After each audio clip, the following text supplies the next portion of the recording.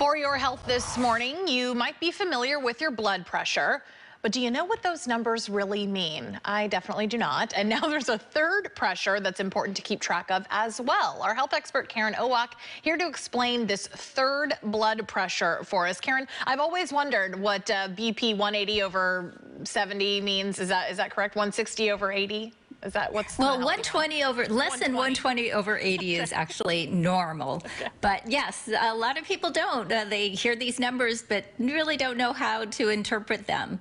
So I will explain. First of all, pulse pressure is the difference between the systolic blood pressure, which is that upper number, and minus the diastolic pressure, which is the bottom number. But like I said, a lot of people don't know what those two things mean. So I'll explain. Think of your circulatory system as a very sophisticated pump and pipe system. Okay. So here we have a pump and pipe. So when your heart contracts, it's going to squeeze out a lot of blood into the aorta, into the arteries. It requires a lot of pressure. So think of your systolic pressure as turning on the faucet. All that water is going to go gushing into the pipes. And then when it relaxes, then the pressure that's going through the pipes, that's your diastolic pressure. And so think of those two as an analogy. Now, when the diameter of your pipes kind of maybe get more narrow, maybe it gets clogged up with gunk, and then it's going to require a lot more pressure to get water through your pipes. So hopefully that helps explain it. Explain a little bit, but why exactly does pulse pressure matter? So pulse pressure matters because there is a correlation between the occurrence of more heart disease, more cardiovascular events. So you want to look at your, so to figure it out, take your, supposing your blood pressure is 120 over 80. So the difference between those two numbers is 40. Mm-hmm. You want that pressure to be, the pulse pressure to be anywhere between 30 and 40. If you're 60 years old or older, particularly a man, mm-hmm. If your pulse pressure is 60 or above, that means your vessels are stiffer, they're more damaged. So if you have a pulse pressure, if you have a blood pressure of 140 over 80, that means your pulse pressure is 60 and above.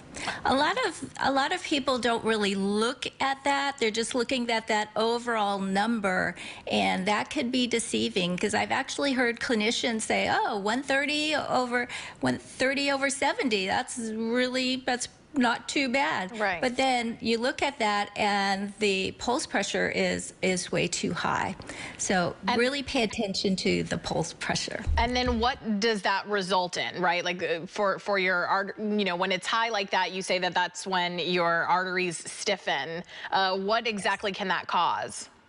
So when your arteries stiff, they stiffen often as you get older, and that makes it very hard for the blood to get into. Well, first of all, you need really good elasticity for blood to go in and out of your arteries. Now, when they get stiff, they're not going to be able to get as much blood through those arteries. Your heart really has to pump hard to get enough blood through them. So increased blood pressure, the possibility of rupturing that artery because of the pressure is so high. So that's why when you look at blood pressure, pulse pressure, there is a higher incidence of cardiovascular events, mortality, valve disease. Do you have any tips on taking your blood pressure at home? Because that's one of your lifestyle changes, is to monitor your blood pressure. That's something you can get a blood pressure cuff from the Walgreens or CVS, something like that, really quickly. But I've found it difficult for myself to do it at home. Any tips on how to make it a little easier or know that you're actually doing it correctly? Yes, and a lot of people actually don't do it correctly. You want to make sure first when you take your blood pressure, you're very relaxed. You're sitting down, your feet are flat on the floor, your back is supported, and your arm is at heart height and resting on something. You're not just holding it out there. You want to urinate before, because if you have a full bladder, that will also increase your blood pressure. You want to rest maybe 5 to 10 minutes quietly, no talking, before you take your blood pressure, or else it'll be elevated.